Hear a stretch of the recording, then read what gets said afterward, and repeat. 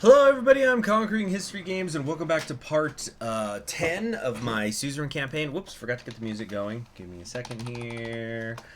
So we're back into... Oh, that's loud! Okay. So we're back, we're on the autocratic path, we've made our choices, and now we were going to do like the business council members meeting here. So we're meeting with the affluent economic figures, meaning Walter Tusk, Edith Agnock, who is the adopted daughter of Artur Visky, the first president of the Republic. It's great, by the way, if you ask me, that he's in black and white. I hope they never change that. And so he is also, via adoption, my foreign minister, David Visky's younger sister. So it's her. We got to Mikhail Avin and Simon Hall. So let's see here. So we're in a private room. We've been seated at a large table covered for the occasion with a maroon tablecloth. We were quickly served by a group of servers. Walter spoke as they started taking our orders.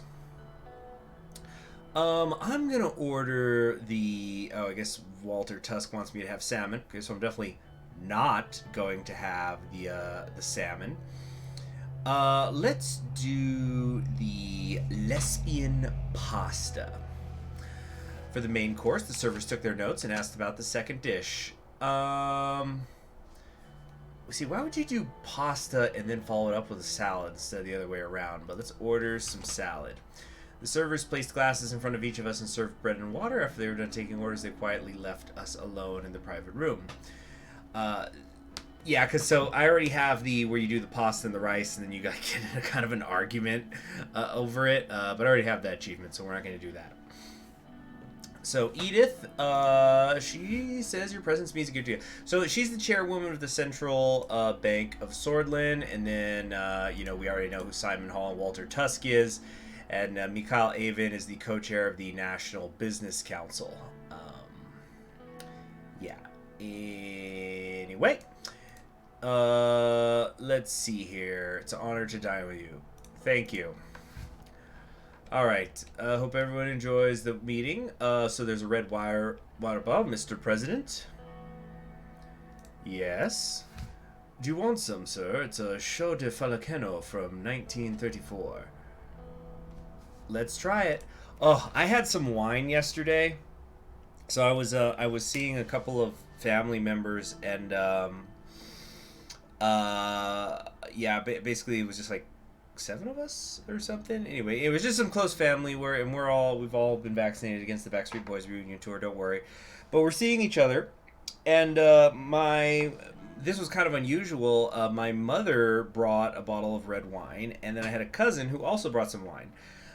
So I had a little bit of the red wine. It was fine. I would have liked it to be a little bit drier. I'm not much of a wine head, though. I don't know much about it. Certainly not compared to like my tastes with beer and liquors. Trying different flavors of it. But my cousin brought this rosé, and so I poured some out. I was like, oh, I'll give it a try. And then I sipped it. And it was just, and it just stunk. And I wish I could remember what it was called. I think it was called Josh. Yeah, I think it was called Josh, which I thought was weird because I thought, isn't that a name? Your wine is called Josh. And yeah, just terrible stuff. And I remember I was just kind of I went up to my mother and I was like, can you drink this? Because I didn't want to just pour it in the sink. And she goes, ooh, no, I don't like that. And so I'm just going up to the other people except for my cousin who brought the wine. And I was just like, so let's try it, though. That now I learned, okay, I do not like that particular rosé, although I don't think I've ever had a rosé I liked. So that's the lesson, the final lesson, hopefully. I took a sip. It was bitter. Honestly, it tasted like any other wine. How is it? Is the taste to your liking?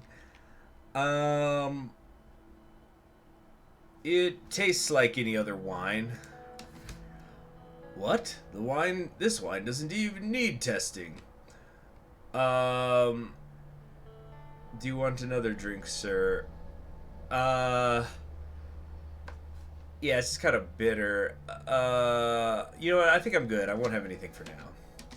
So, there's servers here after all. I'd like to raise a toast. We're meeting here tonight in difficult times, but I believe that hard work, cooperation, and trust will get through this period as well. I'd like to thank Mr. Rain again for his decisiveness when it comes to economic policies. I'm sure we will stop this recession. I also thank Mr. Tusk for being with us here today. His presence is an honor. And of course, my colleagues from the Business Council, Mrs. Agnock and Mr. Avon. Without you, none of this would have been possible. Let's drink to future cooperation and growth for a prosperous Swordland. Okay, the food was amazing. Let's see here. This can't get old. It's an experience. The chef must be tipped. Definitely it doesn't, but I will... What? Oh, that doesn't get old. I'll take care of the tip. Don't you worry. Always generous when it comes to small things. Tipping is no small thing. I actually don't like giving tips. People have salaries for a reason, but anyway, how are things going in the Maroon Palace? The pressure must have increased after you attended that funeral. It's tough, but the work on the Constitution continues. I think I'm gonna mostly slam through this because I don't remember there being much in the way of specific policies, but I just kind of want to see what they're gonna say about me doing a planned economy. So, Tusk wants cutthroat business. All countries are nice to visit if you have the cash. Exactly. How about the people who don't have access? Who don't have extra cash to spend. There's matters beyond their lives. We need to focus on better of our... what about disease? What about death? What about everything that is wrong with the world? These are matters beyond our lives. We should focus on the betterment of ourselves and enjoy what we have instead of worrying about what others don't have. Truly an egotistical way to look at the world. It's just facts. Life is short, and there's only so much we could do. Why not focus all the energy on ourselves? Walter's taking us down the rabbit hole again. Okay, so Mikhail, he's got concerns, but he hopes there's going to be new investment. Thank you for the support, Mr. Avon. I'm going to be polite to a point with these people. If they're polite with me, I'll be polite with them. Mr. Hole also deserves credit. Okay, so yeah, he got a new villa. I don't comment on rumors, but I'll make an exception when we're amongst friends. It's true. A new villa is a bit much, especially in this economy when people are starving. So what? My car collection is nearing the 40 mark. They're all old-timer models. I always advocate against ostentatious behavior. Money shouldn't be wasted for luxury. Don't expect the rich to become modest in the near future. That would be a pipe dream. The gap between the rich and the poor is the root cause of this. Some of us are more sensible than others. Come now, let's not talk about finance or politics for now. We came here to relax. Isn't that right, gentlemen? So, Mr. Rain, why don't you tell us what's behind that strong character of yours? I've heard that you brought up in the you were brought up in the capital and experienced all the power shift as it happened. Is that right? It must have been tough. I didn't suffer much thanks to my family. We didn't have much, but we were stable. Or, yeah. That's very humble of you. They're doing great. We have no problems. Your son must be proud. Family is everything. My advice would be to make sure that Frank has a solid relationship with you. He is your future, after all. Why do you even care? I'm just giving advice, President. No one would want a son that steals your yacht and makes the local news. He looked at Mikhail. Well, the rascal didn't even ask for permission to use the yacht and just took it. He basically stole it. Alright. That's good news. Having a degree in Swordland separates you from the rabble. And we especially need more people who understand economics. May your son be a great future economist. I wouldn't count on that. Not that I mean anything against you, Mr. Rain. His political failure nearly destroyed us. We are here because of him. I didn't think we had a chance if he hadn't screwed... I don't think we had a chance if he hadn't screwed up. A correction. It wasn't his policies that destroyed him, it was the old guard. What do you mean? He threatened their economic power base over the country through a past privatization plan. They removed him and backed you after. Okay, conspiracy, theories. I'm not gonna drink. I'm not gonna drink with these. Get the least speaks. It is only for with friends. Cheers to that. We're calling it a night. Thanks for joining us. And thank you, Edith, for joining with a bunch of ugly rich men. The president of jokes. Moment alone. A moment alone, please. Do I want to just ignore him and leave? God, I kind of want to. I ignored him. Get fucked. Thanks for your money, bitch. Alright. News. Morbell mine disaster. 112 dead. So this is a problem because I think the Morbell Mine Company, yeah, this is neglected the Nadam Mining Group. It is part of the big four of the companies in Swordland. It was nationalized in 1933 by Tarquin Sol. So, yeah, there was a disaster on our watch. This is a state-owned company. I'm pretty sure that's going to be a problem we're going to have to deal with if I'm going to be going with the planned economy. Okay, so we met with the Business Council. Bill on the Rights of the Workers is being drafted. It'll establish a minimum wage of 2.5 SR per hour, guidelines on overtime work, safety, protection guidelines. Yeah, I think we just need to pass that. It should be a pretty easy thing to do. Let's get rid of a lot of these alerts here. So this was just stuff while we were going through, when I was slamming through. Let's get rid of all of these. What's that down there? Budget allocation. Oh boy, super fun. Super duper fun. Time to set myself up for failure, I'm sure. Yep, everybody's here. Cabinet looked overworked.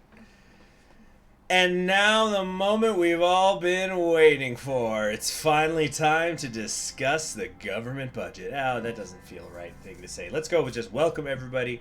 Great to see you. Hello, Mr. President. Blah, blah, blah, blah. So everybody's here except for Gus Manger, because who Lord knows what he's ever off doing. And Visky and the Vice President. So they're working on the upcoming trade agreement. May the Lord be with them. Kiara gave a barely disguised eye roll. Okay, is no one going to mention the... Oh, here we go. Is no one going to... I'm really wanting to see how Nia changes as I go more authoritarian. Before we begin, is no one going to mention the ban on the young swords? However much their political aims might differ from our administration, surely you must agree that freedom of expression must be protected at all costs. Nia... I mean, Miss Morgna is right. Oh, they're on first-name basis. Nia flashed her an appreciative smile. I myself strongly disagree with the young sword's politics, but even I believe that... She broke off as she noticed that Lucian, Simon, and Joseph were looking at her in Nia in stony silence. Ladies, leave the extraneous chit-chat for afternoon tree. What the fuck, Lucian? That's a little out of character for him. Kiara shot a pleading look at Lilius, who merely pursed her lips disapprovingly. If you have problems with the ban, call a separate meeting with me. I want to hear about that. Okay. Let's begin, Mr. Hull. Gladly, we gotta spend wisely in order to achieve the goals we set up as government, while maintaining enough political support. If I may add, promises were made during the election. There are three options regarding the budgeting of the four main branches of the government. It's either we increase, maintain, or decrease the funding. Increasing results in an improvement of the branch, which will unlock new policy options. Okay, this is just explaining, yeah, maintaining will keep the funding, decreasing loses efficiency. Is it possible to maintain as much state control as possible?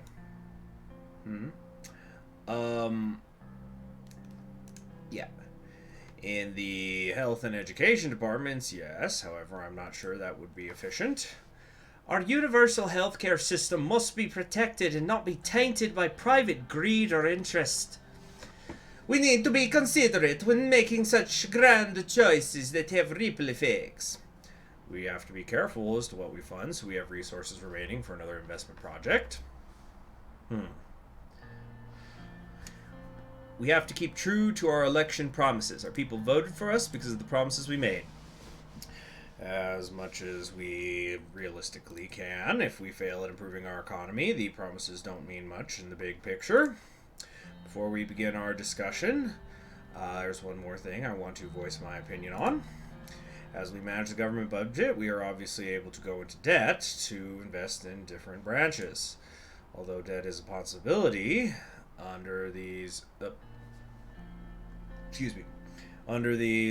circumstances, it would dent our financial system, worsening the economic crisis if we push it too far. A point from me as well to everybody before the discussion. Given the current state of the country, the economic situation is a political priority right now, more so than ever. This budget will also be applicable to our entire term. It is very critical that we plan this correctly. Let's begin then. Which branch should we discuss first? Oh, who knows?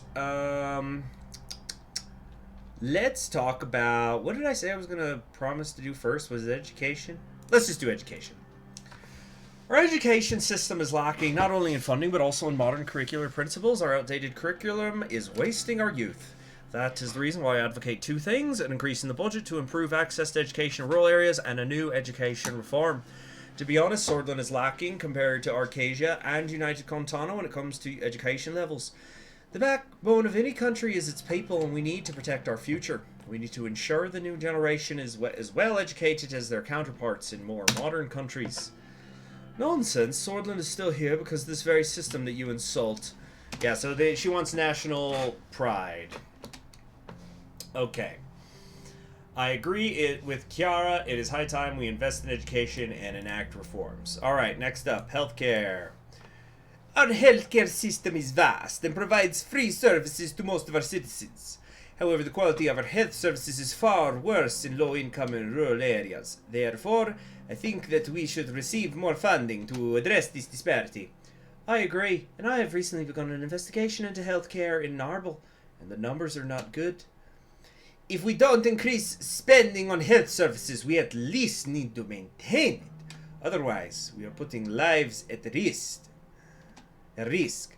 We have just started a new analysis on what would happen if a pandemic stopped Swordland. According to the results, if our healthcare facilities remain in their current state, the death toll would be unimaginable. I'm not even talking about the damage to the economy. This is a matter of life and death, Mr. President, and it should be treated as such. We need to improve our health care. What else are we here for if we can't keep our people alive? Let's discuss law enforcement. I would like to have an increase in the funding of law enforcement to increase the size of the police force and raise salaries. We have so many internal threats to tackle, and I'm already stretching my units too thin with the limited resources allocated to me. Law enforcement is certainly a high priority. However, I feel tackling internal corruption is of far higher importance than increasing our police presence. Directing the funds to my department would solve the problem at its root. If corruption is still rampant, all the police in the world won't help us. We need a specialized anti-corruption police unit, which we could create if the funds were directed to me. I agree with Miss Morgana. We should not reward a system that is responsible for an ever-increasing number of human rights violations. Additionally, corruption is the reason of our government inefficiencies. It needs to be tackled. Alright, we're here to protect and serve. We need funding. Let's see here. So, Lilius wants more funding, but to go to her department. Nina wants it to her department, and Chiara doesn't want us funding it more at all. I'm going to agree with Lilius here. It's time to hear the opinions on the military. What's there to hear about? I've always voiced my opinions. Rumble is coming whether we like it or not. If it not this year, next year. If not next year, the year after that. We have a shared responsibility to protect this nation. If Rumburg doesn't make a move against Swordsland in 2 or 3 years, my name is not Joseph Lancia. There can be no argument against increasing the budget for our army when there's an enemy on our doorstep waiting for him to make one more move. Anyone who makes otherwise is fool.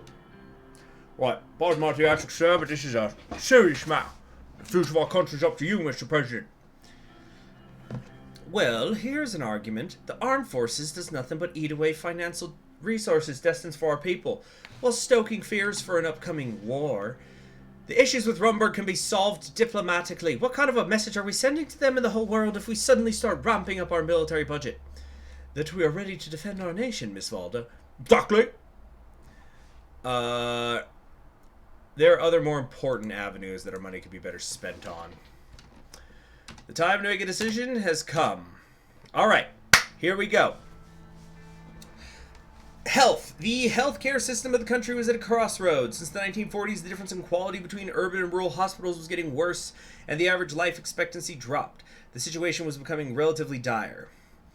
Upon selecting one of the options below, you will sign an irreversible order. Please think carefully, because there will be no going back this time. So healthcare, we're definitely going to increase that. You know what? Hold on a second. I'm going to be right back. I need to get some water. I got some bad cotton mouth right now. Okay, I'm back. So, I'm going to be reading a lot of stuff here.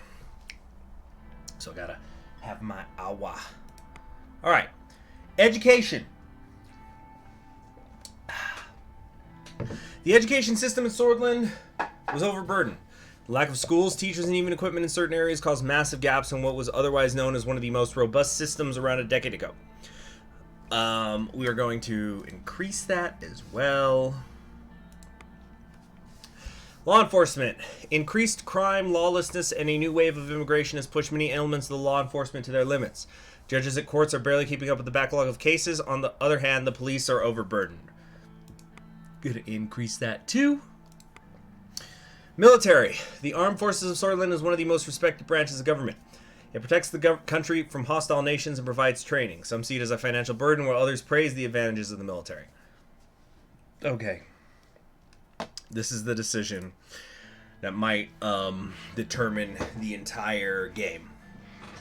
Because, you know, like the Constitution, you know, if you fail to pass the Constitution, you can still do other stuff. It's not a game over if you don't pass whatever your reforms are, be those reform-minded, like more, I don't know, giving more power to the assembly or trying to empower yourself, whatever. If you fail it, you still keep playing. At least that's what I've heard from my friend who's played this game. It's not like you get a game over screen. So I think from when I was looking in the achievements that there's something like you get an achievement if the military coups you. And I think if I decrease their budget, that's what's going to happen. But that is what I'm going to do. Now, I'm pretty sure I've said this multiple times before, but I have no plans on going to war with Rumburg. I'm going to try to ally myself with United Contana, and then hopefully they could be a shield for me. So then Rumburg won't want to mess with me. So we're going to actually decrease this budget so that we only go a tiny bit in debt. We're going to see what happens, though, I suppose. Yeah. I think because I think we went into -3 debt when I did this before, and like there wasn't an economic collapse or anything. So here we're going to have a little more. We're going to be good. We're going to be good. Let's double check here. Okay, yeah. Increase, increase, increase, decrease. Okay, let's do it. I just really want to get that budget back. I'm ready. We have a deficit on our hands. We'll need to resort to debt to finance future investments. This situation can have adverse effects if we don't strike a balance. Agreed. Well then, let's start with law enforcement. Nia and Lilius were both smiling. Oh, I'm not a tyrant anymore, am I, Nia? Thank you for this decision, Mr. President. I knew you would see reason on this, considering our internal security threats are at an all-time high. I still disagree with Miss Graff on how the money ought to be spent, but an increase in funding is certainly a step in the right direction. Law enforcement is a key branch that needs greater budget due to the increased threats and need for security. We will make good use of these new resources and fight crime, terrorism, and subversion. Justice will be served in this nation, and having more support is a step in the right direction. Alright, education. The increase in funding is very welcome. We can finally go after some comprehensive improvements by building new schools and improving the education system. Surely a well-funded and larger Ministry of Education would benefit everyone. Our future depends on our children. Education is the first step in the fight against ignorance. Your expertise and passion should enable you to make the necessary changes for improvement. We'll be able to achieve my grand goals with these new budgetary resources. Military? Kiara clearly wasn't finished, but didn't inject. This is a disgrace! Rumblings on our doorstep and the armed forces already have a laundry list of problems. This was a grave mistake that we will surely pay for in time. Lucian seemed as he was about to say something, but looked down at his notepad when Joseph eyed him. Concessions had to be made with the military budget. The priorities have... Oh, no, let's try to be nice. With your talent and expertise, you will overcome the issues our military faces. It'll be harder to do so, but I shall find ways. It is my duty. Alright, Benival. Thank you, sir. This head budget increase will help me to focus on improvements. Our people will now be safer than ever. Welfare must remain a priority for our term. There's no other way around it. Healthcare is very important for us, and as we move forward, it will improve drastically. It feels invigorating to have the weight of the government behind my cause. Alright. So yeah, then I think I speak with everybody else individually later in terms of like being specific with what we're gonna do. Don't forget that we're a team. Okay, and is that the end of chapter 1? No, not quite. Military, yeah, decaying combat readiness, discontent military personnel, relieved welfare system, and an increase in education funding. I decided to, yeah, increases law enforcement, increases education, decrease the military, increase healthcare, and so I think, hold on, what do we got here?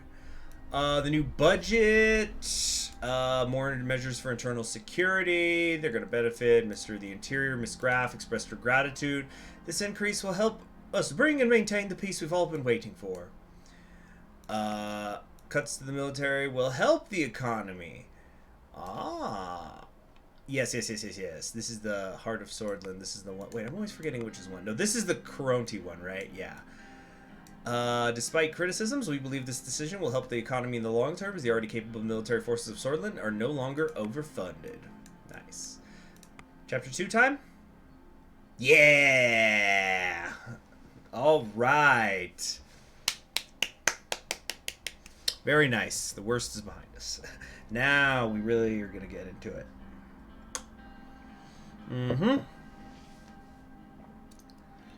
What's going on? You see, this part always takes a little while. I think I have to click. Oh, right away, the Workers' Rights Act. Well, this is going to be a very easy one to choose. But first, the news. League of Women March, and the Vlogslandian Navy is forcing the Agnolian drill ship to retreat from Hedgeland. The illegal occupation of Hedgeland does not give Agnolia the right to claim the seas. There's been permanent presence of the Vlogslandian experts concerned for Hedgeland. There may be a response from Vlogsland. Okay, and Arcasia fires the M4 ICBM. Okay. So, now we are going to do this Workers' Rights Act, which is going to be an obvious choice. Section 1, the Workers' Rights Act. Section 1 establishes a minimum of 2.5 Swordfish rent per hour. Section 2 sets a weekly maximum of 60 hours of labor. Section 3 establishes a double overtime pay per hour after 40 hours a week. Section 4 determines that workers are to be protected against occupational hazards and be provided humane work conditions. Section 5 establishes that migrant or undocumented workers have the same workers' rights as citizens. If any employer shall not abide by these rules, they will be heavily fined by the government, and if not corrected, will face legal action. So this is going to cost me some government budget, but I am absolutely positively going to sign it. Or else how could I ever call myself a Malenyevist? Cool. What's this? Yeah. Very nice. Radical. Can't wait to hear them complain. In a surprising move, President Rain has decided to do something right for his citizens by signing the Workers' Rights Act into law. This looks like as a publicity move after the terrible Morel mine disaster. Okay. Workers' rights bill. Spokesman is accused of acting impulsively. Too much weight on the businesses. New law on workers' rights. Okay. Great. What have we got here? Workers' rights reform. Improve the working conditions of employees. All right, next up. Let's go for a little walk with Monica. I think this is us just, having a little date. Soul Square. The young swords are taking it too far. Old grudges die hard, I see. This is different, a nastier breed. In any case, where should we go? I'm not sure Capitol Park is a wise idea in this climate either. Let's go to Capitol Park. If you say so, let's go then before the children get home. We reached it in minutes. We broke the silence. So how was your day? How was yours? Avoiding my question, are we? Very well. It was fine. I caught up on some reading while the children were at school. Let's see, we just saw Iona's the former Minister of Justice. The government, he fought hard against Chil's judiciary reforms. After years of the government blocking his every move, he gave up on his ideals and became part of the administration. What do our ideals really mean if they can be changed so easily? What about the people we idolize? Evelyn also came around for tea. She says hi. She was feeling rather low, though. Apparently she and Peter had a bit of a disagreement.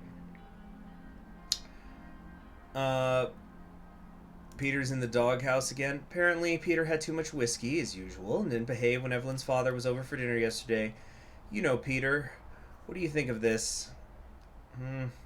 That's Peter, perpetually pickled. I'll have a talk with him. Good. Evelyn seemed close to tears. Aren't you glad you and I don't have these kinds of quarrels? Okay. She got fired for supporting Alfonso. Peter tried everything to get her job back, but it didn't work. A sad day for journalism and free speech in Swordland. Who's Janice? My friend from university. We were in the Swordish literature class together. A few years younger than me, red hair, scar on her forehead. We had dinner with her and her husband once or twice. I still don't remember her, but go on. She became pregnant, asked her boss for paid maternity leave. Guess what? She was fired for it. After asking for maternity leave, that's terrible. They immediately replaced her with a younger, less experienced man, the son of an executive, no less. Nepotism, eh? They must have wanted him in there all along. That doesn't justify what they did to her. As it happens, another friend works for a television station that's hiring secretaries, so I connected the two of them. That doesn't solve the deeper problem, though. Exactly! I knew you'd be on the same page. Women in this country are still seen as wives and mothers first, human beings second. They're harassed at work, underpaid, blocked from positions of power. Those are the lucky ones. Let's see. I will do what I can to change that. It can't just be you. These little girls and people like Janice need someone to speak on their behalf, a role model, a successful woman. Which brings me to my point. I know that the mayor of Ankrika, Curtin Lane... Okay, yeah, so basically there's going to be a speech. She wants to deliver the speech instead. I want to base the speech on human rights in Swordland, on the oppression and discrimination we face every day on the basis of our sex alone. I want our voice heard, and this festival is the time to do it. I just need your blessing as my husband and the president of Swordland. She wanted this badly, but I had to be careful with my provinces. Does it have to be at the festival? Why can't you make your speech another time? I'm going to see if I can do this. Thousands go to this festival and millions watch at home. Okay, so this might be a little bit gamey right here, what I'm about to do.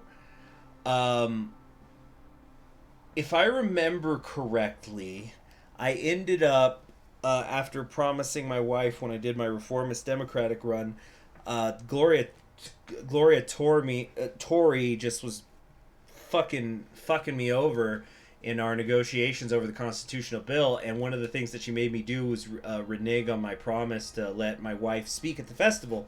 But it ended up kind of working out better because, if I remember correctly, the mayor just blows it, and then there's like this public argument, and so it actually increases the support for women and the advancement of their civil rights. So I think what I might do is do that again right now. Is we're gonna say to her, Yeah, you could do the speech, and then if we have to in negotiations, and hopefully I won't have to, but if we do in negotiations have to give it up, it'll still be a net gain for women's rights, I think. So it'll be good. It'll be good. You have my full support always. This is why I love you. Thank you, Anton. You have no idea how much this means to me. One way or another, I want to contribute to this country, no matter what happens. We are not weak, Anton, but we are only as strong as we stand by our ideals. This was why I had married her. This passion and resolve. I should have anticipated that sooner or later she would join me in the political arena. We rose from the bench and started making our way home. Otherwise, we'll end up like Ionis Krona. Exactly. He backed down on his ideals, and now everyone knows him for what he actually is.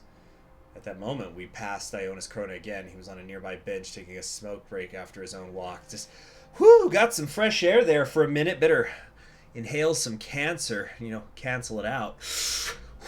Almost did something good for myself for a moment. Anyway, Monica plastered on a big smile and greeted him, then turned back to me. Spineless. If that was how people remembered Ionis, how would they remember me? Whatever he had done, whatever ideals he lost, he must have had his reasons. Would they remember me as a true patriot? A reformer of the country? What would they write about me in the history books? Let's get back to the house for dinner. Of course, lead the way. I believe I will. When we arrived home, I called Monica's going to make the speech. All right. Should I go ahead and stop it here, or hold on a sec? We have a quick regional investment decision we could do here. No. We'll do that in the next episode. Okay, so what's this in the journal? I accepted Monica's offer to make the opening speech instead of the mayor, Curtin Lesty. Yeah, so I remember Curtin, he's a super duper popular guy in the party. He's been mayor of 2 different cities and well educated, but he goes full religion in the speech and just alienates people, and then also gets in the fight with my wife. So I think this is going to be the right call. And and again, if Gloria doesn't want me to drop it, because this is a little bit more authoritarian, so maybe Gloria won't care about some of the stuff. But if Gloria wants me to drop it in the negotiations, I definitely will. Anyway, I'm Conquering History Games, and I hope you all are enjoying the series. I really am, especially now that we're in Chapter 2. And I'll see you next time. Bye.